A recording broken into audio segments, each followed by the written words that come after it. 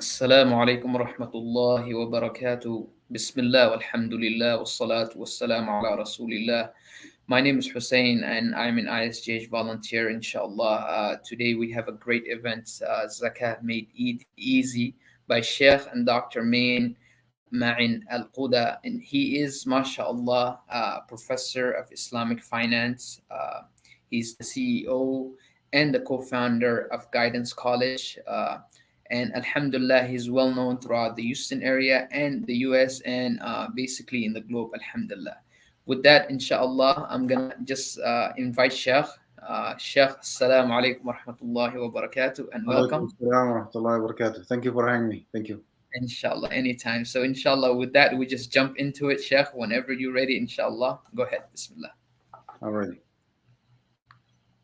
بسم الله الرحمن الرحيم الحمد لله رب العالمين اللهم صل وسلم وبارك على محمد وعلى آله وصحبه أجمعين اللهم نور قلوبنا بالعلم وزين أخلاقنا بالحلم وافتح بيننا وبين قومنا بالحق وأنت خير الفاتحين ثم أما بعد.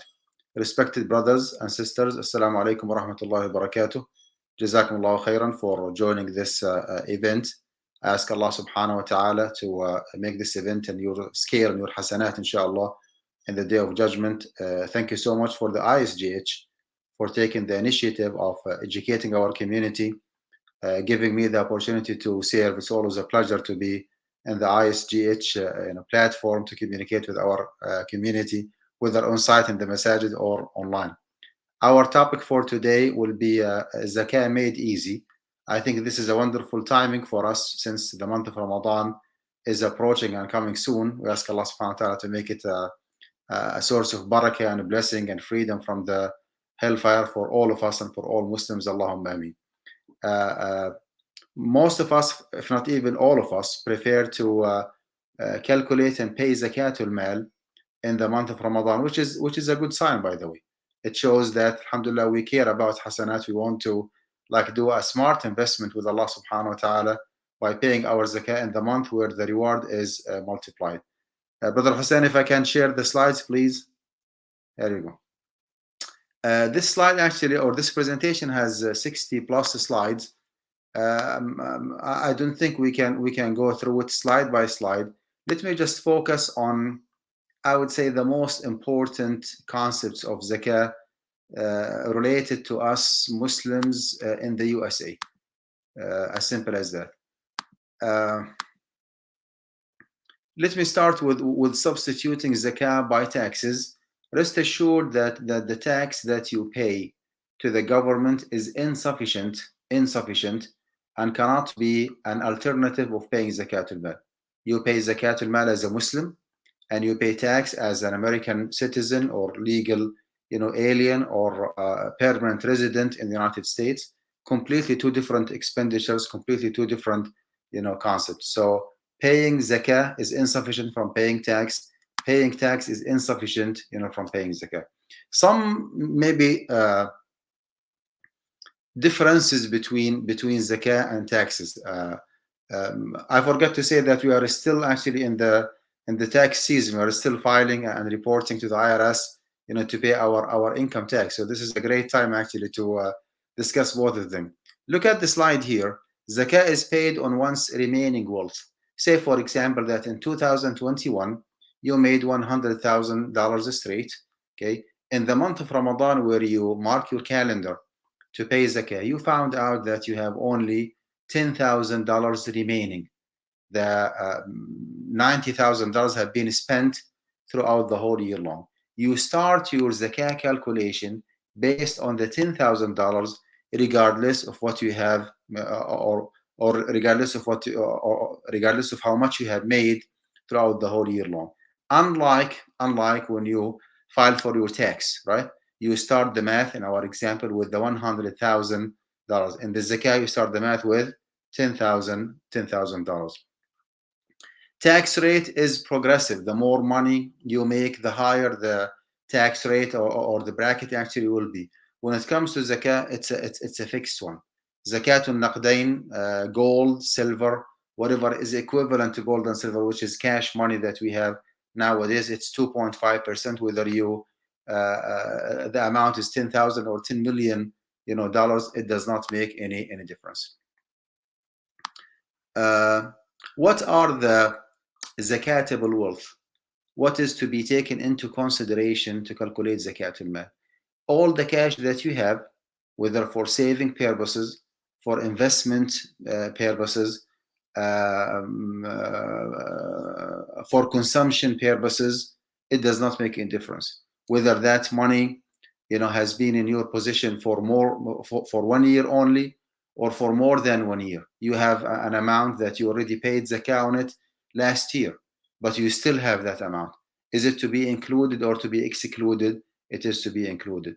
Whatever takes the rules of money, whether it is actual cash like fiat money in your checking account, in your saving account, cash on hand at home, reported, unreported, cryptocurrency, all the stimulus checks that you have received, all the unemployment, payment, whatever kind of money you have received is to be included. For business people, all the commodities, all the merchandise, or the goods that you offer to your clients, right? Whether like on the shelf or display items, or saved for future, sale inventory, it does not make any difference.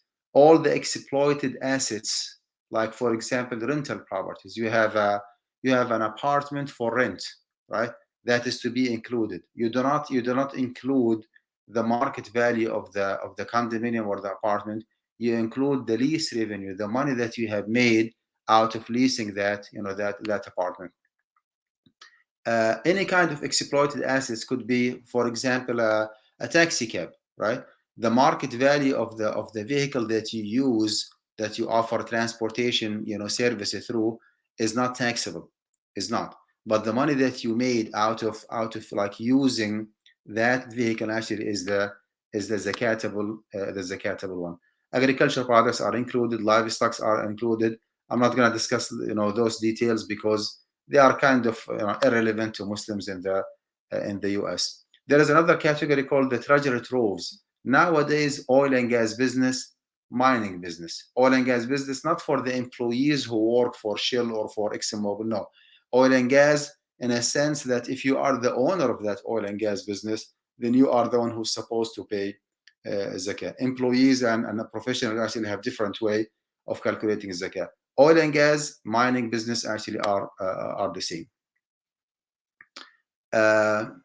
You might come across different categories where there is no like straightforward evidence in the Sunnah of the Prophet ﷺ showing the zakatability or how to calculate zakah on that particular asset or that particular wealth or business. Silk from silkware, right? There is no zakah on the silkware. But the money that you make out of producing silk and selling the silk and making money is a zakatable one. Eggs from poultry. Poultry is not zakatable, but the money that you make out of producing eggs and selling the eggs is the zakatable one. There is a rule here. There is a qaida fiqhiyya here. Zakah is potentially due on all products whose sources are not zakatable. One more time. Zakah is potentially due on all products whose sources are not zakatable. In a very simple language, okay? There is no way where you have to pay zakah on the product and you pay zakah on the source of that product. There is no way that you have to pay zakah on the source of the product and on the product itself. It's either or. And of course, we do not go by our own preference or our own desire. No, we go with the dalil. Go back to those examples. Eggs from poultry. Poultry is not zakatable. We do not have any evidence that if you have chicken, for example, that you have to pay zakah on. However, this is the kind of business. You produce eggs, you sell the eggs, you make money. That money actually falls under the category of zakat wa naqdan, and that's why you have to pay zakah on the money that you make. Non-zakatable wealth, anything that is for your personal use, the transportation, the vehicles that you have for yourself, for your wife, for your kids, the house that you live in, the clothes that you have, the food that you store, home, all these different items, as long as they are not for commercial purposes, for sale, purposes, for making money purposes, they are zakah exempt. Even if you have more than one house, believe it or not, you have a house here in Houston, another house maybe back home, right? As long as that house is not for sale, is not for rent, then it is zakah free. Domestic animals, let me skip it. Tools, devices, okay, anything that you use to run your business. Okay, you have an office, you have furniture, you have supplies, you have machineries, you have trucks. Okay, whatever you use to run your business, as long as those items are not for sale, right? Either inventory or display items or just items for sale, okay, for your clients or for your customers, they are zakah exempt. Agricultural land, for example, we just said that if you have agricultural products, you have to pay zakah. So لا ثانية في الصدقة, okay? You don't have to pay zakah on the land because you will be paying zakah on the agricultural products, and so on and so forth. Property and public trust, anything that is not privately owned by certain individual or certain individuals, right, is not zakatable.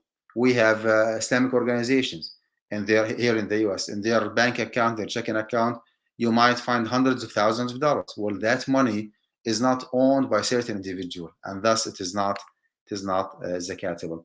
Even if you have an endowment or waqf, for example, ISGH actually is thinking seriously and started implementing the waqf concept, that for every masjid there should be maybe a piece of land or an apartment complex or whatever business that generates income to cover the expenses of that organization or that masjid. Anything that is waqf for the masjid is zakah exempt, because the masjid itself, the beneficiary, is a zakah exempt. Thus, anything else that benefits that masjid or that Islamic organization is zakah exempt as well.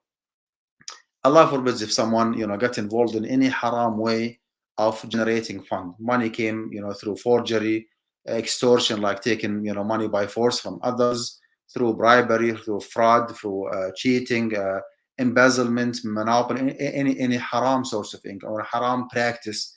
Whatever money generated actually is zakah exempt. In order for you to clear your record with Allah subhanahu wa ta'ala, you have to dispose that money, just pay it back to its legitimate owner, and paying 2.5% zakah on it will never purify it.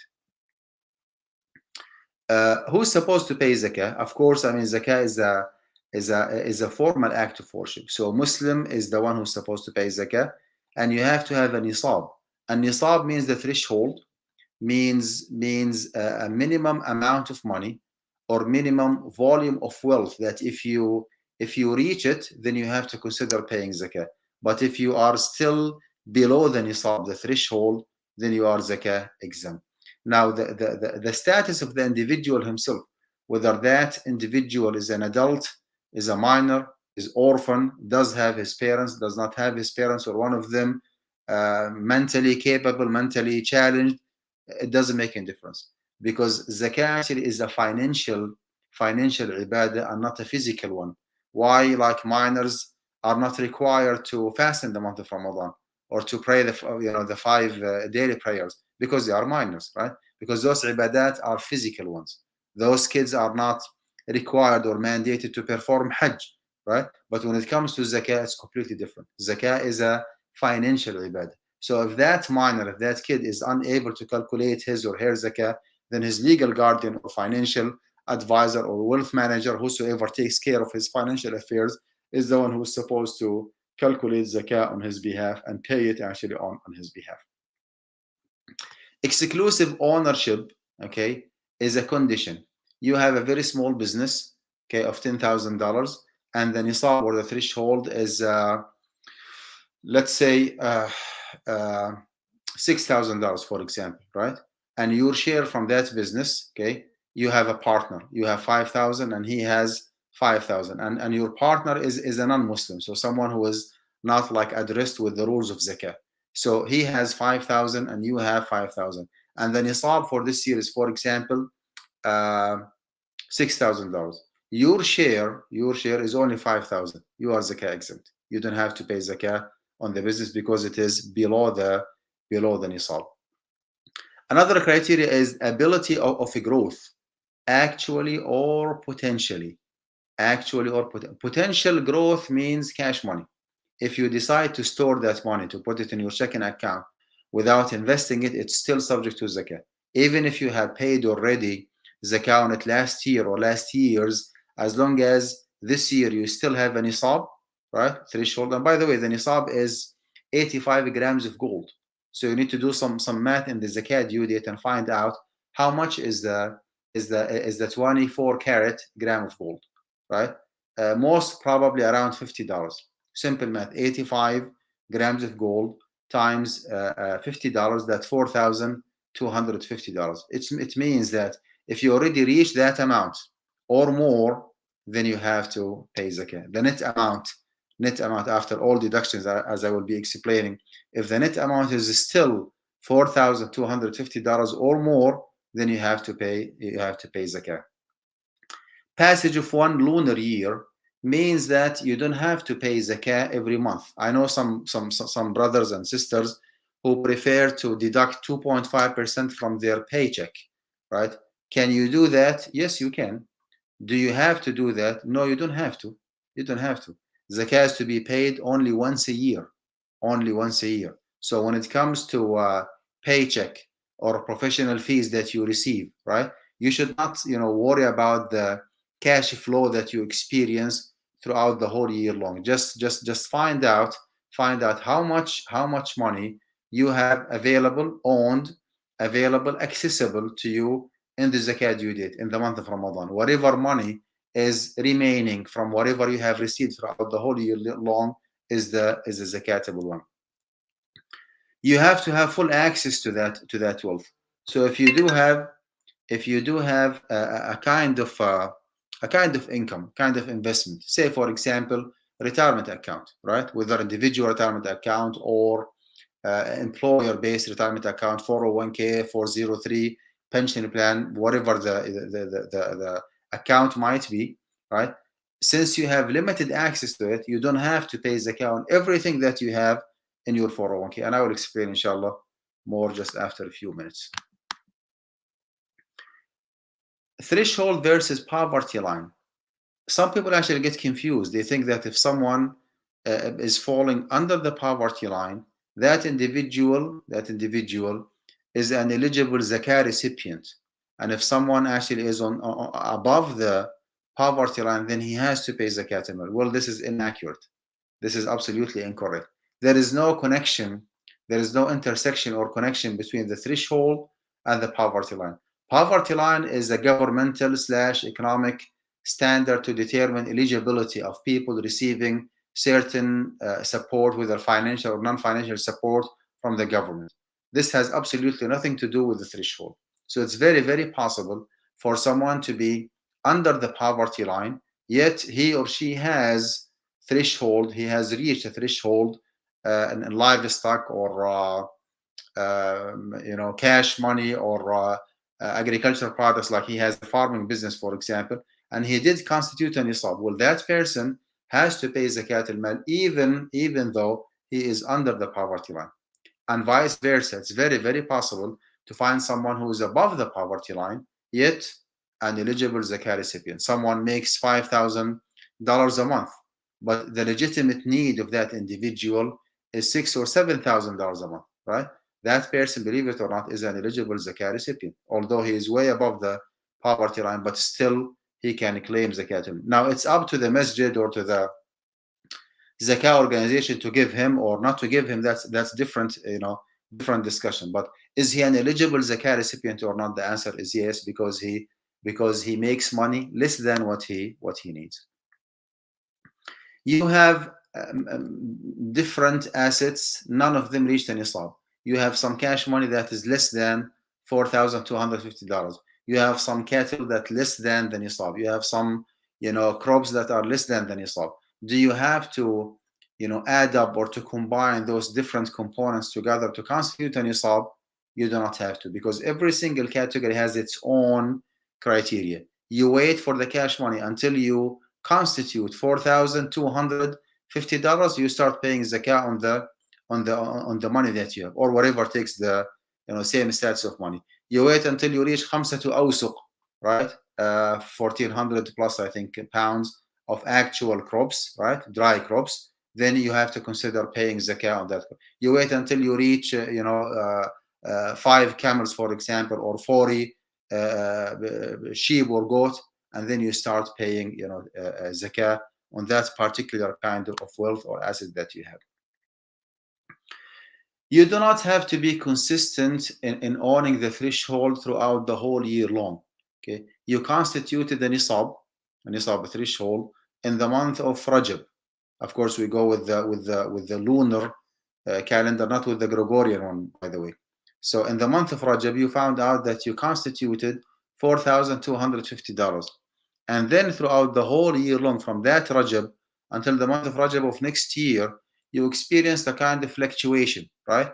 The total amount went way above the nisab and went way below the nisab, right? You reached to a point where the cash money that you have, let's say in the month of Shawwal or Dhul Qa'dah or Dhul Hijjah, went all the way down to $500, right?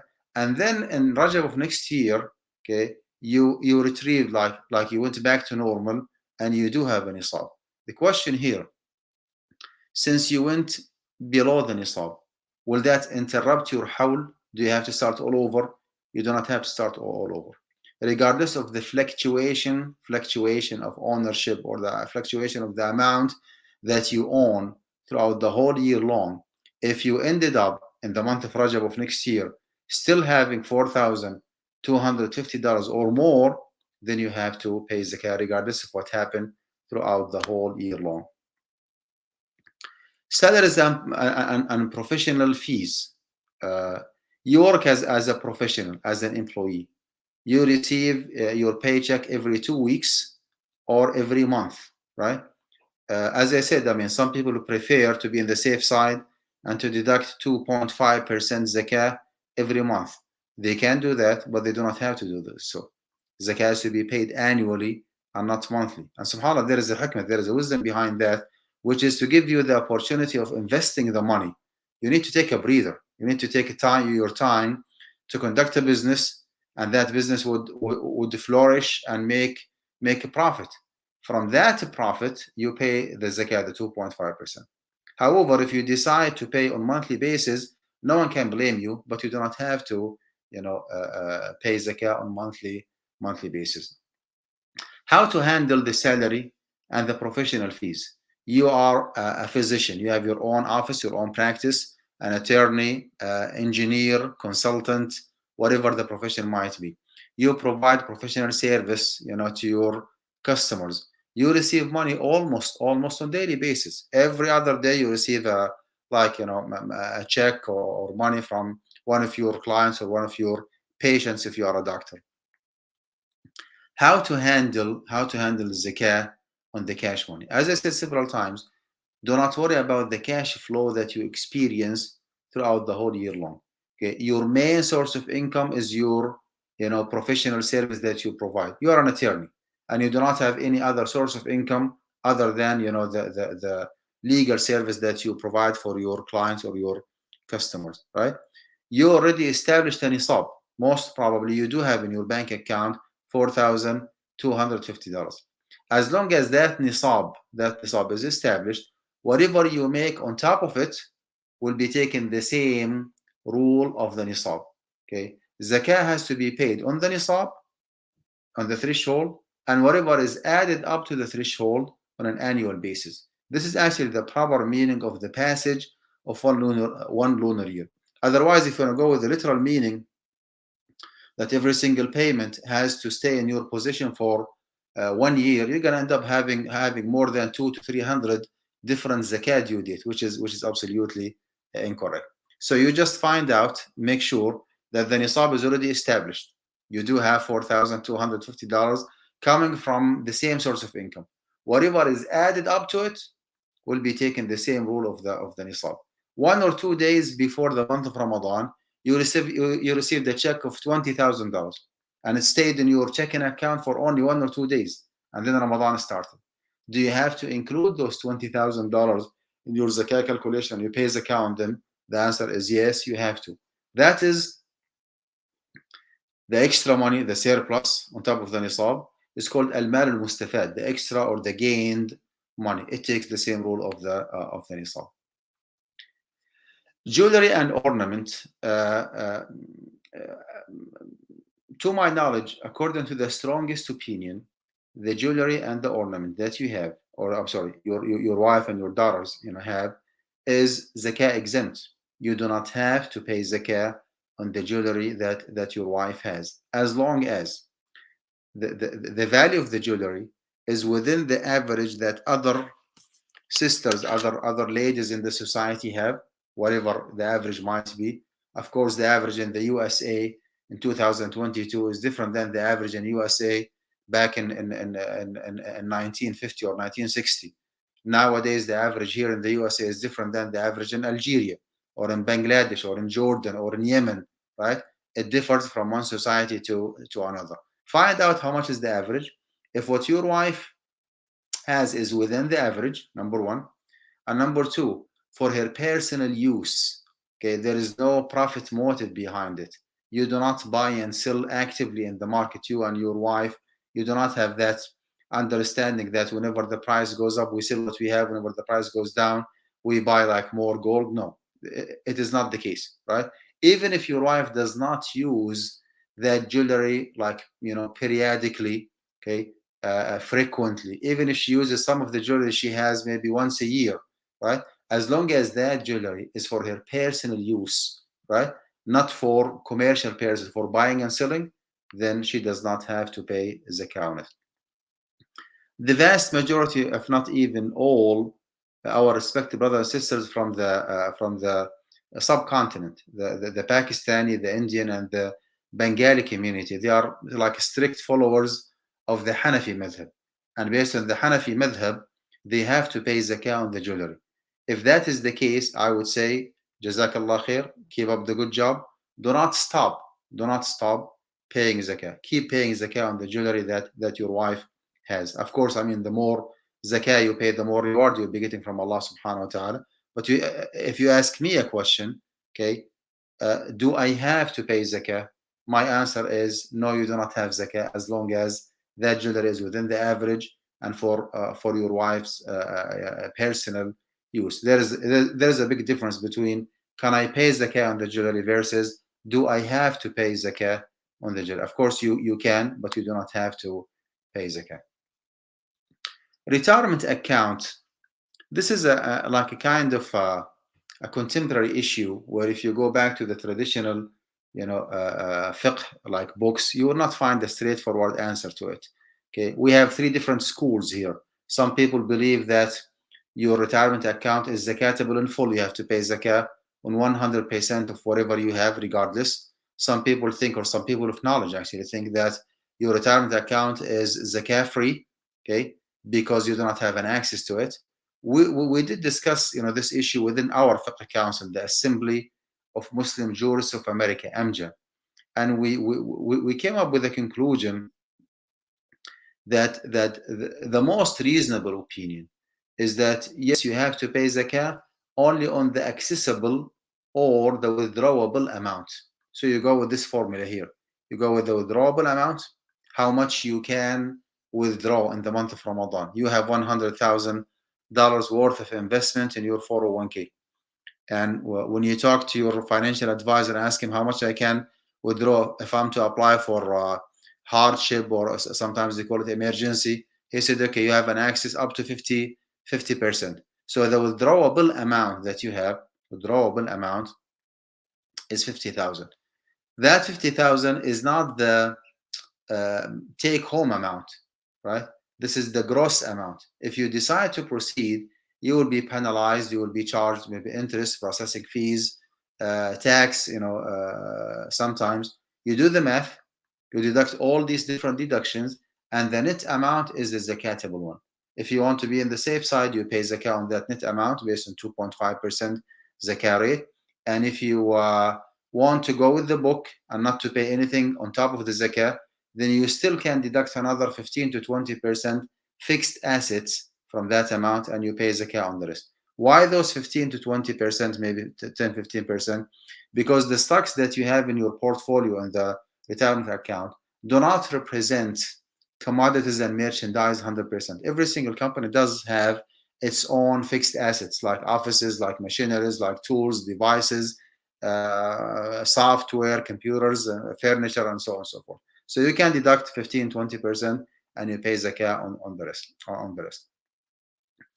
What if you think that this opinion is the most reasonable one, but you did not apply it for the last 15, 20 years? Do you have to backdate your zakah calculation and to pay for the last 15, 20 years? You do not have to. This is the kind of ijtihad, like independent reasoning. We as a fiqh council, we might be right, we might be wrong, Allahu Akbar. But to the best of our knowledge, this is the most reasonable approach. You go with the withdrawable amount minus any prescribed penalty, any prescribed tax, and the net actually is the zakatable amount. If you think that this is the most reasonable approach when it comes to retirement fund, maybe you can apply it from now on. We do have a lot of financial instruments in the stock market.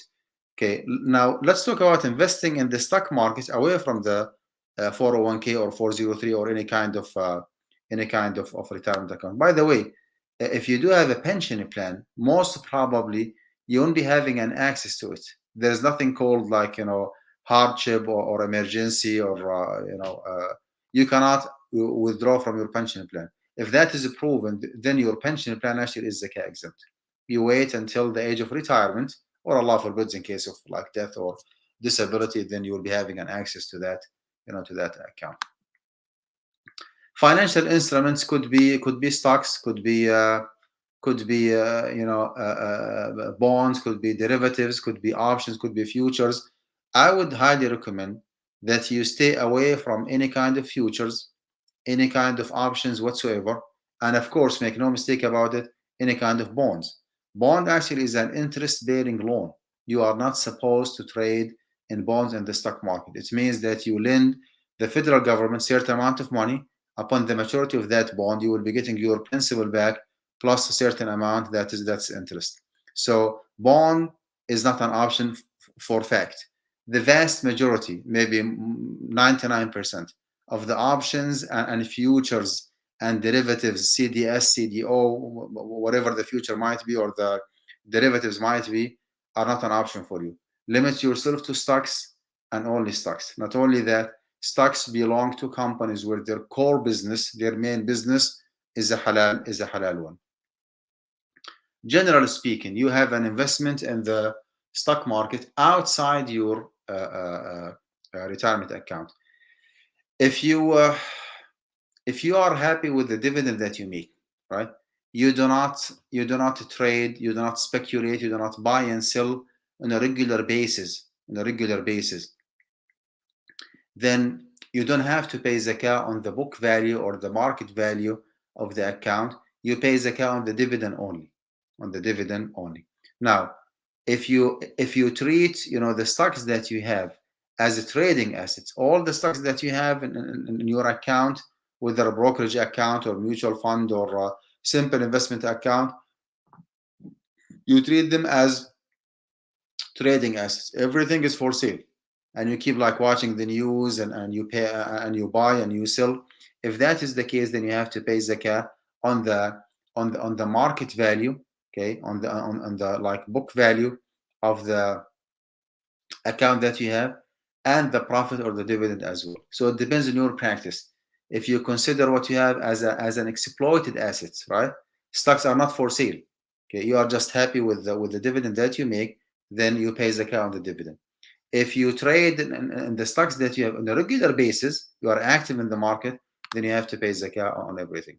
What if you did not know that trading in bonds or owning bonds is haram, right? You did not know that, and now you know that bond is an interest-bearing loan. Wait until the maturity of that bond. Whenever you receive the principal and the interest, you pay zakah on the principal, and you get rid of the interest. Interest actually is haram. You cannot benefit, you cannot utilize that money for yourself and for your dependents.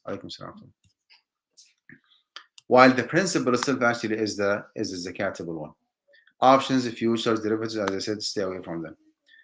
if you already lended money to someone, you are the lender. Okay, do not pay zakah on that money until you receive it. Once you receive the loan back, once the borrower pay you back the money, you wait for one complete year and then you pay zakah on it.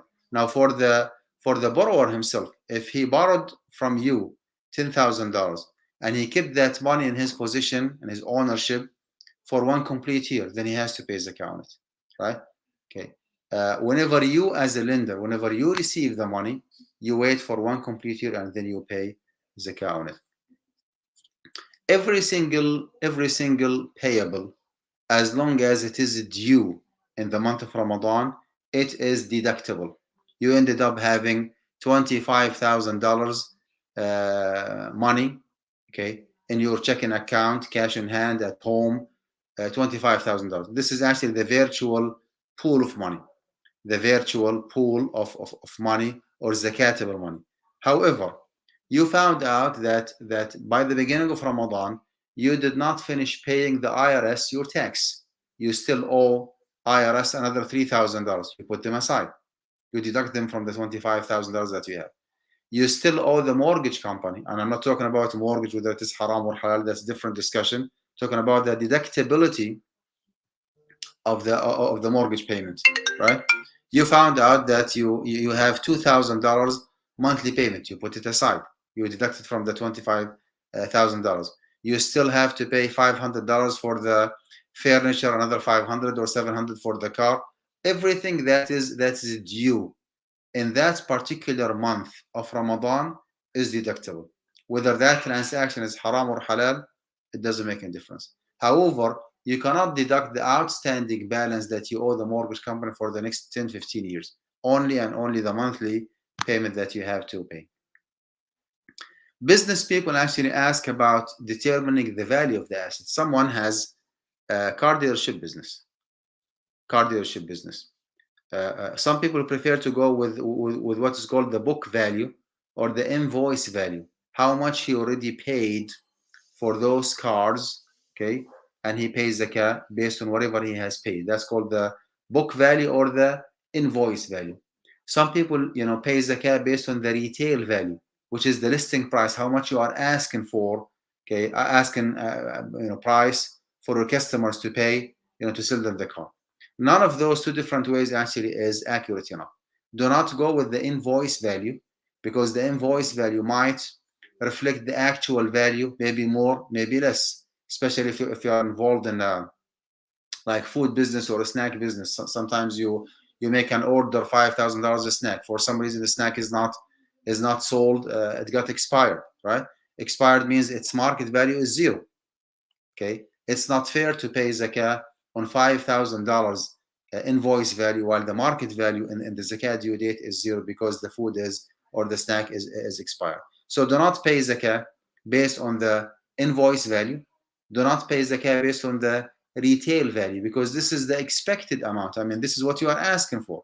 You might receive that money and you might not receive it. So wait until you receive the money and then you pay zakah. Now, the best way, or the most accurate and fair way, is to go with the wholesale market value. Wholesale market value means that if you do not have all these cars in your parking lot, right, in the zakat due date, how much you are willing to pay to the auction at that day to buy all these cars, right? If you do not have any grocery items in your grocery store, how much you are willing, okay, to pay to the suppliers or to the wholesalers to buy all the items that you have in your store, right? Whatever amount you determine based on your math, based on your calculation, is the zakatable amount. So go with the wholesale market value. I'll skip the agricultural products and the livestock. It has like a lot of details. I don't think like we Muslims here in this society actually concerned about those two different categories. Zakah is to be paid for al-fuqara and al-masakin and the zakah workers, for new Muslims, even if they are not that need individuals, just to strengthen their faith and to increase their level of loyalty and sense of belonging to the Muslim community. Those in bondage, the debt-ridden, al-gharimin.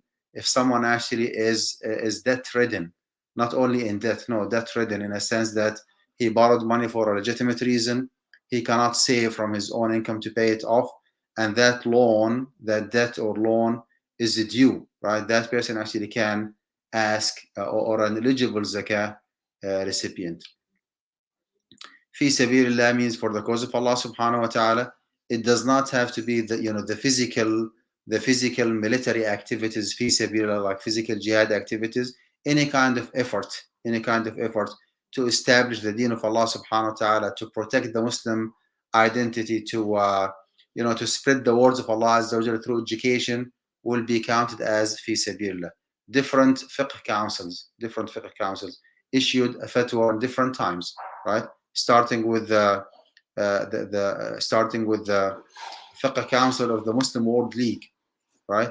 Back in 1405, that's almost 40 years back, issued a fatwa that fi sabilillah, as needed, could be given to Islamic organizations, especially for Muslims outside the Muslim world, as long as there is a need for the service that Islamic organization offers, okay, to the Muslim community, as long as you trust the leadership of that organization and you see the need, you see the fruit of their effort, and they ask for zakat al-mal, because the donation that they receive from just regular donation and sadaqat is insufficient.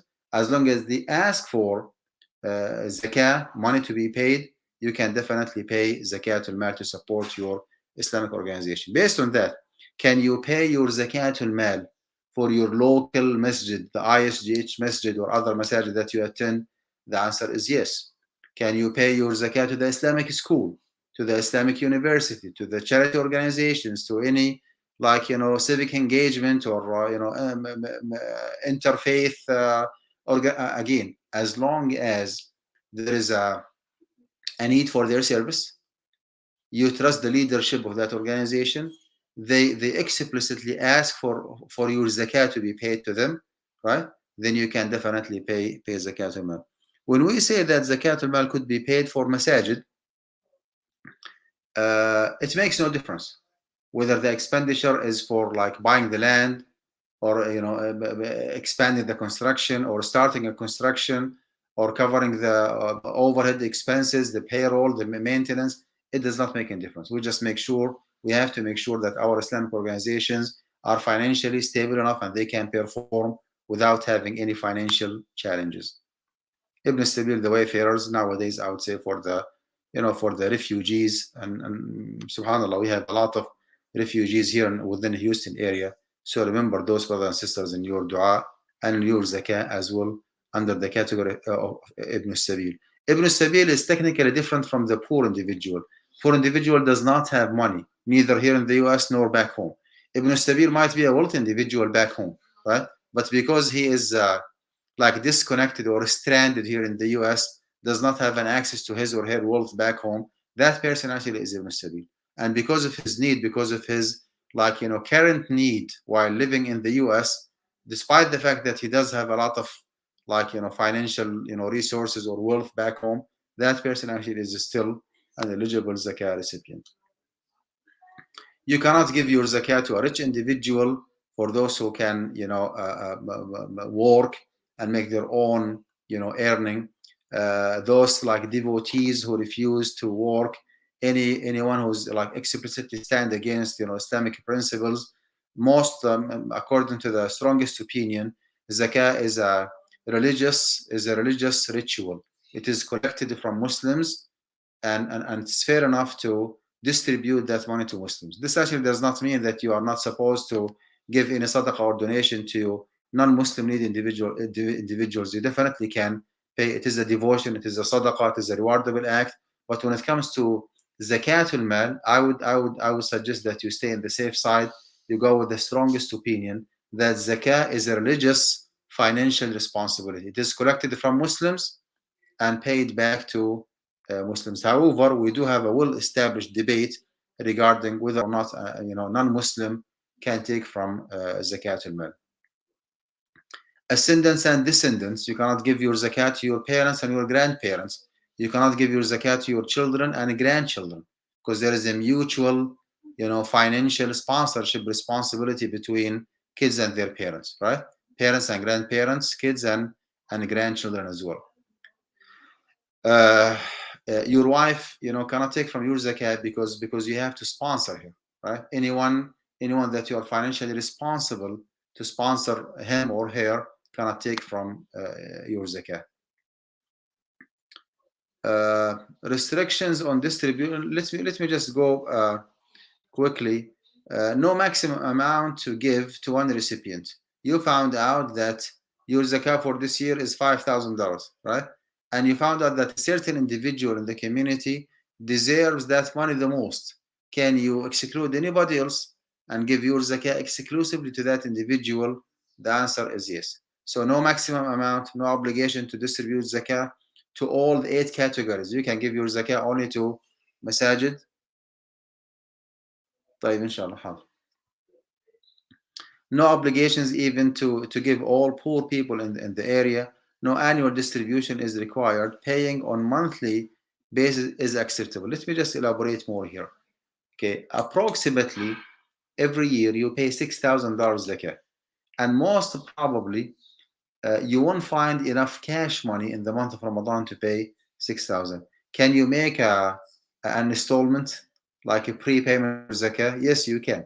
Okay, you pay every month $500 with the intention of paying zakatul mal. Okay, between you and Allah subhanahu wa ta'ala, your intention is to pay those $500 from zakatul mal. Of course, you have to make sure that you give your zakah, your 500 monthly zakah payment, to an eligible zakah recipient, right? So by the month of Ramadan, you already paid 5,500. You pay only 500 in the month of Ramadan. Can you do that? Yes, you can.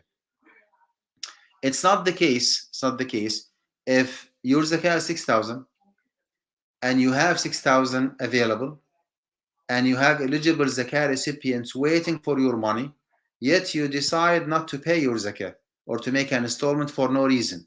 As long as there is a reason, you can hold your money.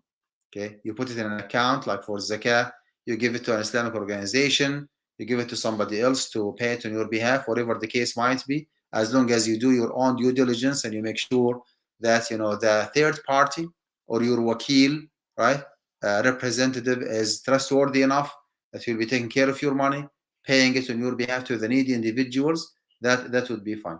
But you cannot hold your zakah for no reason. Some people might not find enough money to pay their zakah. That's completely understood. It might happen once in a while that you do have your zakah money ready, but you do not have eligible zakah recipients waiting for your zakah.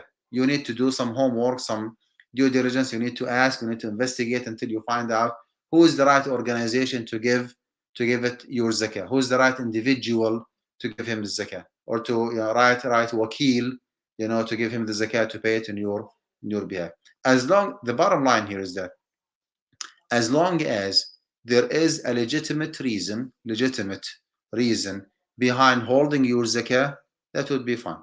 You decided to pay your zakah to a certain family, and you know that the head of that family is not prudent enough. If you give him the whole amount at once, he might misuse the money. He might abuse that money and misuse it, right?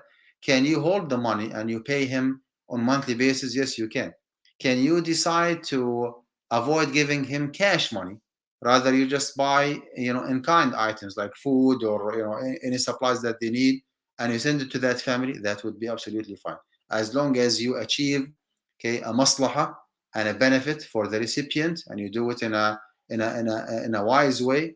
That will be absolutely fine. Okay, make sure that your hawl, technically speaking, starts by the time that you constitute an nisab, right?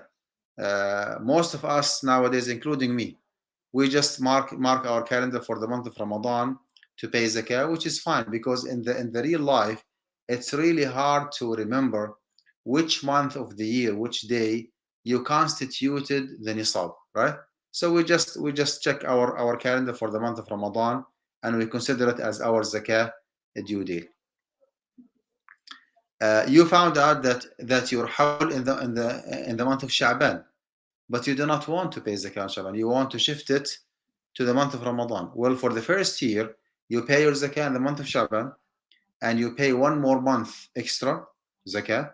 Okay, so next year, your zakat due date will not be the month of Sha'ban anymore, will be the month of Ramadan. So you can shift or reschedule or adjust the zakat due date. You are not supposed to delay your zakat payment for no legitimate reason. You can prepay your zakat, as I said. Unpaid zakat actually is to be paid as soon as possible, as long as there is a legitimate excuse, for holding it. You don't have to pay your zakat in kind, even if you have like livestock, even if you have agricultural products. If you find out that it is more beneficial for the zakat recipients to give them cash money, include the zakat al-fitr, believe it or not. You can pay zakat al-fitr cash money. You do not have to pay it, in kind.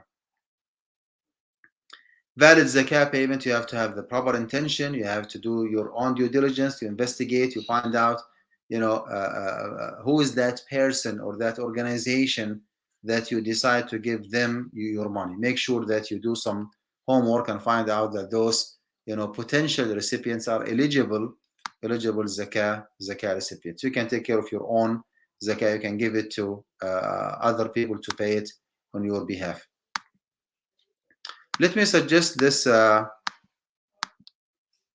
Okay, this website. Okay, oops. طيب, if you can take a picture of it. Yes. Okay. Now this is actually an online zakat calculation form. Okay, it has been developed by an organization called zakafinancial.com. I'm the Sharia advisor of this organization. They run this form by me, and I approve it. The good news here is that it is for free.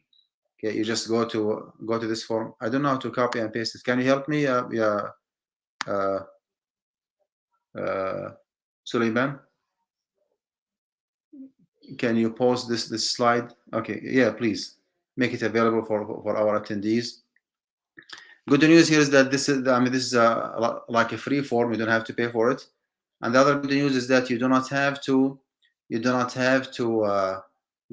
enter any personal or private information. You don't have to enter your name. You don't have to enter your social security number. Nothing whatsoever. Just fill it out, and automatically it will show you the result. If you have gold, if you have stocks, if you have long-term investment, whatever you have, you just enter the information and the amount, and it will automatically give you an answer. And you do not have to submit it to anyone. Just fill it out, and it will give you like an instant and immediate response on how much you have to pay. This is actually very, very briefly what I have about zakah made easy for Muslims in the US. Please visit our website, guidancecollege.org, and read more about the degree programs that we offer for Muslims in Houston and actually across the nation. Jazakumullah khair, and thank you again for the ISGH for this opportunity to meet virtually with our brothers and sisters at Houston area. Jazakumullah khair. Sallallahu ala Muhammadin wa ala alihi wa sahbihi ajma'in. Jazakallah khair, Shaykh, mashallah. That was a great event. Alhamdulillah. I pray that it was beneficial. And Alhamdulillah, Shaykh took time from his busy schedule to give us this great free class. Jazakallah khair, Shaykh, once again. And Absolutely. inshallah, we pray everybody was benefited from this. Inshallah, we will conclude. Inshallah, Jazakumullah khair for everyone who has attended. And we pray that, inshallah, I'll post the link. So please visit that link, inshallah, that Shaykh mentioned. And we pray that this is beneficial, inshallah. جزاكم الله خير سبحانك الله وبحمده نستغفره ونتوب إليه السلام عليكم ورحمة الله عليكم السلام ورحمة الله وبركاته.